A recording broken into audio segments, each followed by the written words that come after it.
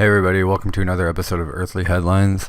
Today I want to go over, it's kind of an old article. It came out like mid-2016, but NASA came out with this article, and the headline reads, Carbon Dioxide Fertilization Greening Earth Study Finds. So remember, this is NASA.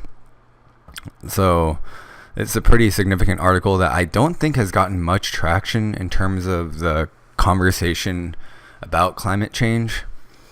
And one thing about the climate change discussion that has kind of bugged me was the lack of acknowledging the other side's evidence and data, and sort of either sweeping it under the rug or completely unacknowledging it altogether.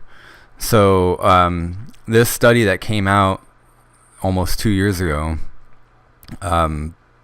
actually I think is a very significant piece of the puzzle in terms of how this discussion is going, whether there is climate change or not. I think the term climate change personally is very vague, and I think the earth is always changing. The climate is constantly changing whether we're here or not, just because the earth, it's known that the earth goes through cycles. But in terms of anthropogenic climate change, no doubt that it is happening, and that's one side of the argument, right? One, that anthropogenic, human-made, human-caused climate change is happening, but the other side of the argument is, to what degree is it happening? Is it significant, or is all this changing anyway? And I think this study is pretty telling about what's going on. So again, the title reads, Carbon Dioxide Fertilization Greening Earth Study Finds. So for the past 35 years, they've observed significant greening due to rising levels of atmospheric carbon dioxide. So this is published in Nature Climate Change on April 25th, 2016. So the background of the data is there was an international team. It's a huge study. 32 authors from 24 institutions in 8 countries led the effort. So it involved using satellite data from NASA's Moderate Resolution Imaging Spectrometer and the National Oceanic and Atmospheric Administration's Advanced Very High Resolution Radiometer instruments to help determine the leaf area index, or the amount of leaf cover over the planet's vegetated regions. So they're looking at kind of like the surface area of the leaves, basically, from the satellite image. The greening represents an increase in leaves on plants and trees equivalent in area to 2 times the continental United States. Okay, so here's the image here. From 1982 to 2015, this is the change in leaf area across the globe. And you can see there's a lot of green, and there's a lot of dark green as well. So this comes from Boston University, this image, by the way. Okay, so studies have shown that increased concentrations of carbon dioxide increase photosynthesis, spurring plant growth. Okay, so that's, if you have any rudimentary knowledge about botany and how plants grow and photosynthesis, it's that carbon dioxide plays a huge role in that. And it's able to basically process that as food, and it allows photosynthesis, which allows the plant to have more food, basically. So, to be clear, carbon dioxide fertilization isn't the only cause of increased plant growth. There are other causes as well, like nitrogen, global temperature, precipitation, and sunlight. But by and large, carbon dioxide fertilization accounts for a huge chunk of this growth. So in order to determine the extent of carbon dioxide's contribution, the researchers ran the data for carbon dioxide and each of the other variables in isolation through several computer models that mimic the plant growth observed in the satellite data. Okay, so this part of the research was done through computer algorithms and models, but it has been replicated in the past, which I'll get to later on in this video. So the results of the computer model research was that carbon dioxide fertilization explains 70% of the greening effect. So this is huge. Okay, so that means all the carbon emissions, all the stuff in the air right now in the atmosphere, it's actually, nature has a built-in way of taking that excess and using it to grow more at a faster and larger rate, and in turn it absorbs more of the carbon dioxide. So this is almost like nature's own built-in filtration system that we're reading about, and that's being shown to light here. So carbon dioxide is the primary of primary importance. The second most is nitrogen, which is at 9%, which is just a fraction of what CO2 plays. So 85% of Earth's ice-free lands is covered by vegetation. 85% of Earth's ice-free lands. The area covered by all the green leaves on Earth is equal to, on average, 32% of Earth's total surface area. Oceans, lands, and permanent ice sheets combined. The extent of the greening over the past 35 years has the ability to fundamentally change the cycling of water and carbon in the climate system, says a researcher from Peking University, China. So they're acknowledging basically that the huge impact that this will have on, and that it has had in the environment, and fundamentally changing the cycling of water and carbon in the climate system. That's basically the Earth adjusting to the emissions in the air. So every year, about half of the 10 billion tons of carbon emitted into the atmosphere from human activities. So 10 billion tons of carbon sounds like a lot, but compared to other things, it's actually really small, and we'll get into that in a second. So half of the 10 billion from anthropogenic or human activities remains temporarily stored. So 5 billion of the 10 billion that we humans are contributing are actually stored in either ocean, plants, or even the sediment layer. And he mentions another study. Other studies have reported an increasing carbon sink on land since the 1980s, which is entirely consistent with the idea of a greening Earth. All right, let's take a look at this study really quick. Okay, so humans are responsible for 10 billion tons of carbon emissions per year, I think. Yeah, or something like that. So here's this, just to give you a scope of what else contributes to the carbon emissions. I'll show you this graphic here, and this graphic is taken from textbooks, 2004 basically, which isn't that old. So the numbers are given in gigatons of CO2, which a gigaton being equal to 1 billion metric tons. Okay, 1 billion. The reservoir of the atmosphere is the one that is currently the cause for the greatest concern due to the greenhouse effect being intensified by the increasing concentration of CO2 resulting from the consumption of fossil fuels. So here's this graphic, and you will note that the amount of carbon dioxide in the atmosphere is given as 750 gigatons. So in the atmosphere alone, it's 750 gigatons. And then photosynthesis of land plants is 560.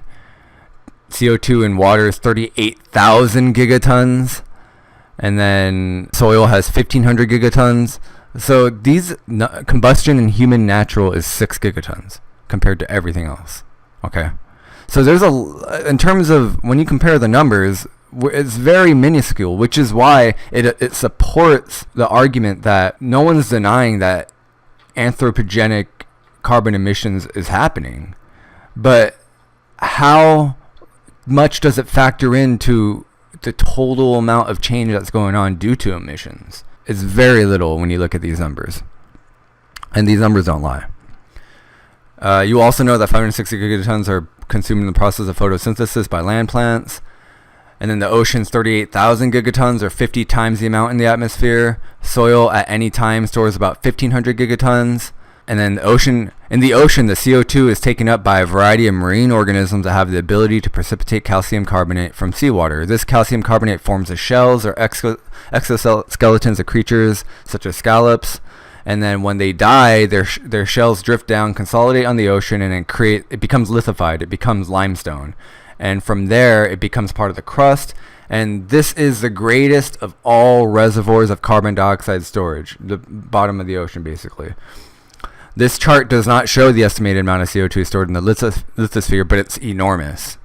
Before going on the next graph, we know that the amount generated through both human and natural combustion is 6 gigatons. You decide, how much does anthropogenic CO2, how much does it affect the entire biosphere? Okay, one more graphic. Fossil fuel burning accounts for 5.5 gigatons introduced into the atmosphere, so it's about half of what was in the NASA article. Half gigaton less than the preceding chart, presumably half gigaton difference being the result of natural combustion and volcanism, which are not included in this number, because natural combustion and volcanism is not anthropogenic. Storage in shallow water is almost the same in both charts. Fossil fuel deposits are shown to contain about 4,000 gigatons, while sedimentary rock reservoir contains of 100 million gigatons. Okay. Sedimentary rock, like we said, like limestone. So this is a clear implication that the ocean acts as a powerful pump, constantly extracting CO2 from the atmosphere and ultimately sequestering it into carbonate sedimentary rocks, where it remains for a very long time. So think of it that way, like the ocean is literally filtering out this. It's sucking out the CO2 and it's filtering it into the rocks to be used later as stored energy or coal or whatever. I don't know if we're doing that, but it stands that the energy is in there in the lithosphere, and that's, again, we're not even scratching the surface here. Let's check this other research that kind of centers on the benefits of the increase in atmospheric carbon dioxide. So, after 21 years of study, the late Sylvan Witwer, he died in 2012, but he was doing extensive research on this, and he wrote articles about the effect of the increasing supply of CO2 on the planetary vegetation. And here's what he said. An increase in plant growth due to fertilization of extra CO2 has not been measured, but a 5 to 10% increase may have already occurred. Current data indicates that plants growing at higher than normal CO2 levels are more tolerant of water, temperature, light, and atmospheric pollutant stresses. There are effects on carbon metabolism, plant growth and development, microbial activity, and terrestrial and aquatic plant communities. So again, we have this is 1985. So basically he's saying we don't have any hard evidence yet. This is, again, 1985. We don't have any hard data yet, but we observe 5 to 10% increase. This is just with dead reckoning. And this is what this guy was saying in 85, before all this became a huge deal. Before it got all completely politicized and all that.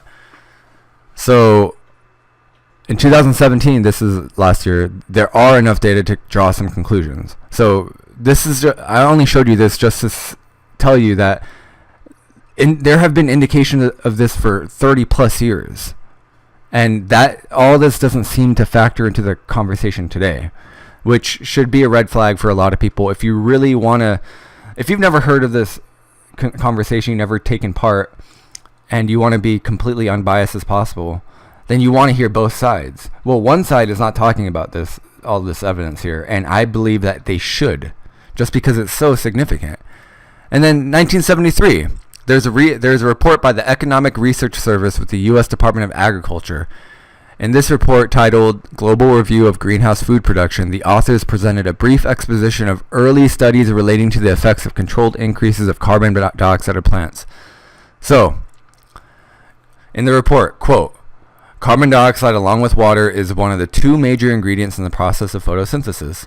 Below normal levels of CO2 often found in unventilated greenhouses can reduce the rate of photosynthesis, while above normal levels can hasten photosynthetic activity.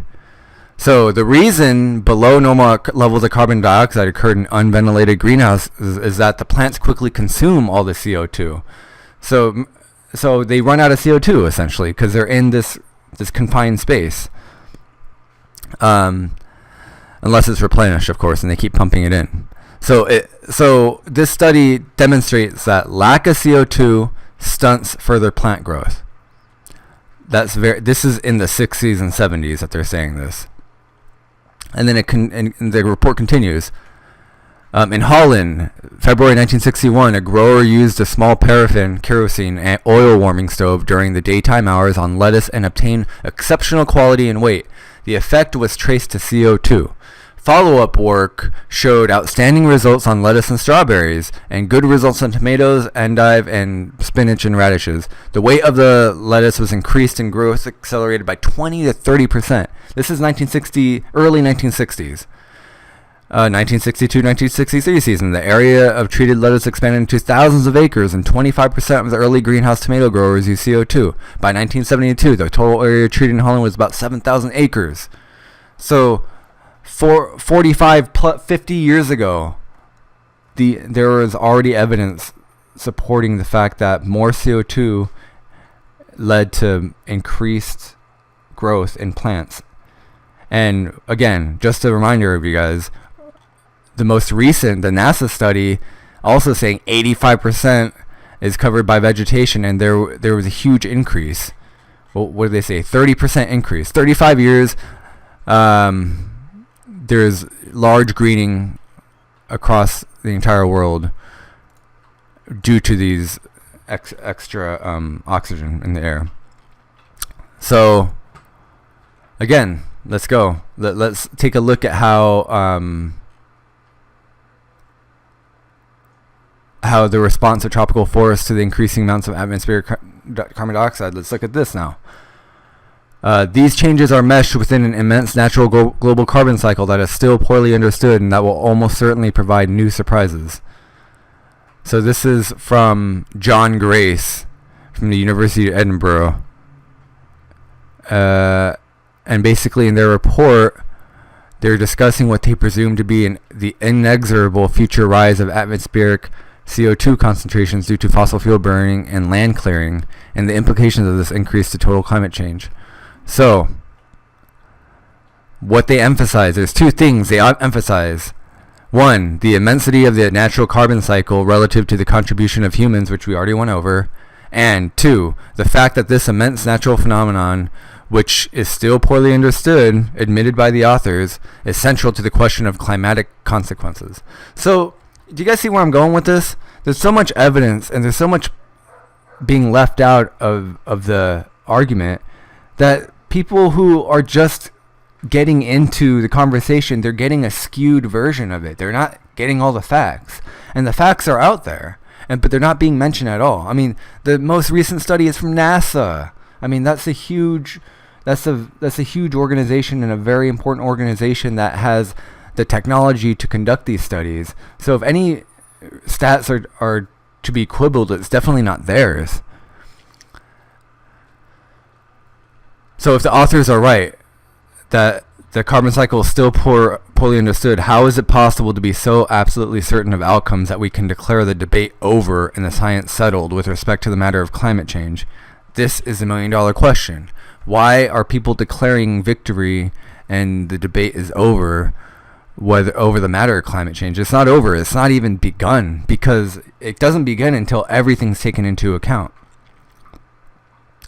So here's a quote from the study. A recent review of experimental studies growing trees in open-top chambers indicates that a 300 parts per million increase in atmospheric CO2 concentration stimulates photosynthesis by 60%, the growth of young trees by 73%, and wood growth per unit leaf area by 27%. It seems probable that will be a similar response in natural forest ecosystems.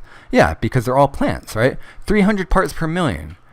That's it. That's all it takes for photosynthesis to go up. Everything across the board to go up.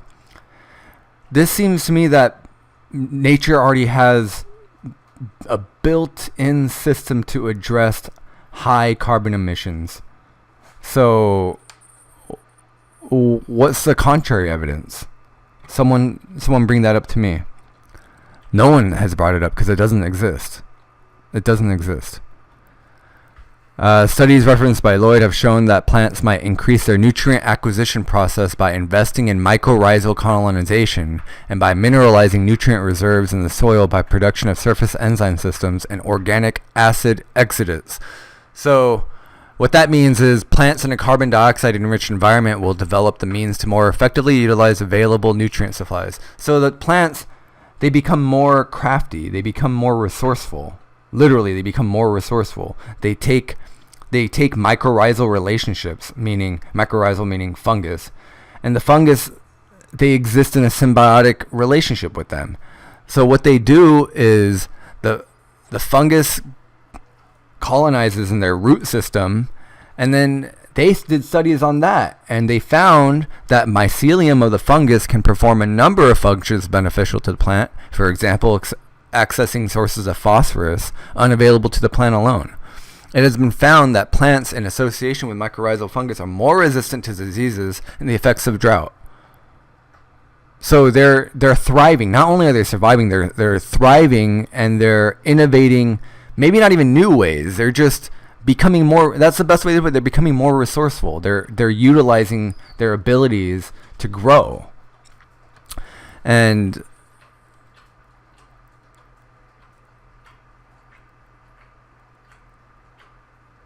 the study goes into the response of plants specifically to rising CO2. If plants become more efficient in the process of nutrient uptake, it mitigates one of the limiting factors of plant response to increased carbon dioxide concentrations. And many of the hundreds of studies conducted on the plant response to increased carbon dioxide, nutrient availability along with availability of light, was most frequently the limiting factor in plants' exploitation of carbon dioxide conferred advantages. If this turns out to be true, that plants gain improved means of accessing nutrients in the soil, thereby increasing their bulk mass available for carbon uptake. A small, steady increase in forest productivity can produce a large net carbon sink. So, what that means is, the increase in biomass increases the ability of the forest to consume more carbon dioxide from the atmosphere, transforming it into greater plant mass. So, more carbon dioxide makes plants get bigger, and the bigger the plants are, they consume more carbon dioxide in a positive feedback loop, removing it from the atmosphere in the process. So again, self-correcting, self-filtering system that nature has already installed from day one.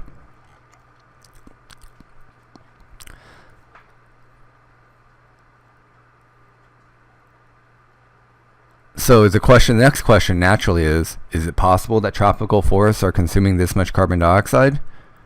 Well, the author suggests that an alternative approach be taken to detect carbon uptake.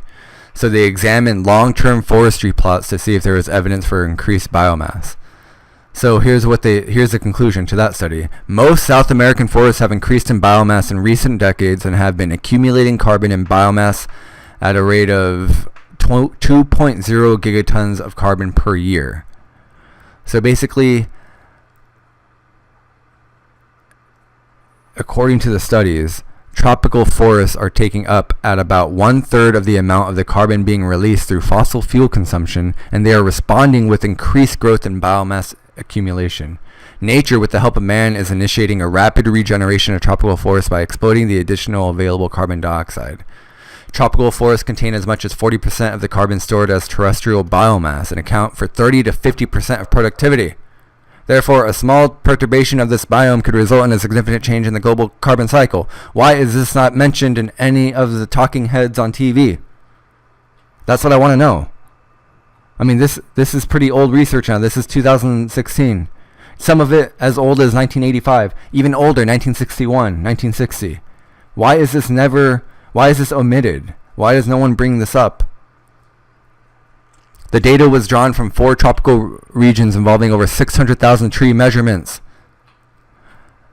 The results are therefore indicative of a widespread increase in the biomass of surviving neotropical forests over recent decades. One of the only things that are detracting from the overall biomass of forests is either man-made, like we're cutting down trees, or forest fires, basically. But even that, this is still outpacing that. This increased carbon emissions are still outpacing all that land clearing and all the fires and stuff. So there are no firm conclusions as to what factors, natural or anthropogenic, might be driving the increase in biomass. The biomass increase could also be a response to recent anthropogenic global change. Candidate factors for nutrient fertilization include increasing atmospheric CO2. So this is where the crux of the argument should be, right here. This is what should be talked about. So what we're contributing to as humans, the carbon emissions in the atmosphere, how much of that is spurring on the plant growth? Because it's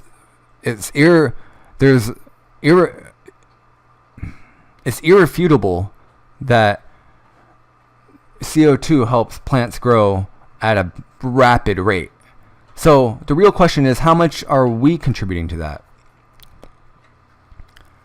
Neotropical forest biomass may account for 40% of the so-called missing terrestrial carbon sink. Hence, intact forests may be helping to buffer the rate of increase of atmospheric CO2, thereby reducing the impacts of global climate change.